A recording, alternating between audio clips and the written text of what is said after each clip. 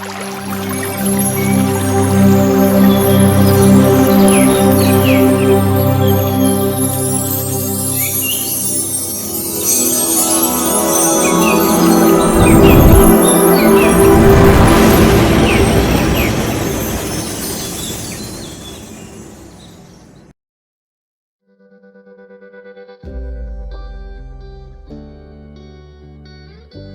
Wise Villager and the Arrogant King.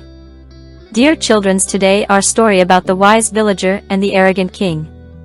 Once upon a time, a king of Italy thought it bad to even talk to a poor man in the boast of his power and wealth, so many people disliked him.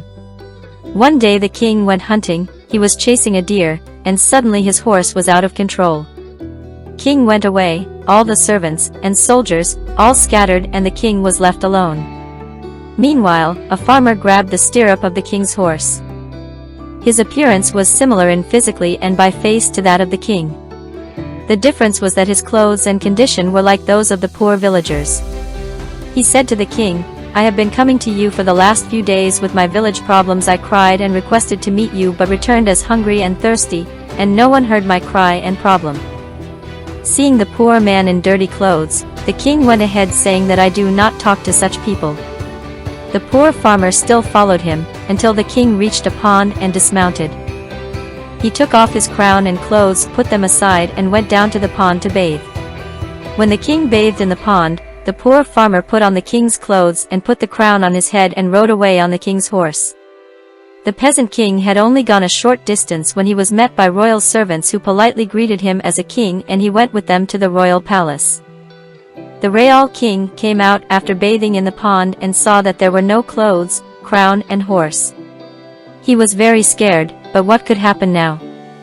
After wearing the old and dirty clothes of a poor farmer, he reached his city after starving and wandering for many days, but now he was in such a state that no one spoke to him and no one touched his face, and when he said that I am your king, so people would think him crazy and laugh. After a few days passed like this. When the king's mother heard the story of this madman, she called him and saw the mole mark on his chest, which confirmed its truth or not. Seeing this condition of the real king, the farmer said, "Are you the same person who did not listen to the cries of the poor in the pride of wealth and government? I did all this to punish you. If you give up your pride and confess mercy and justice, then I am ready to return your throne, or I may even order your murder right now." Hearing this, the king humbly and regretfully admitted his mistake.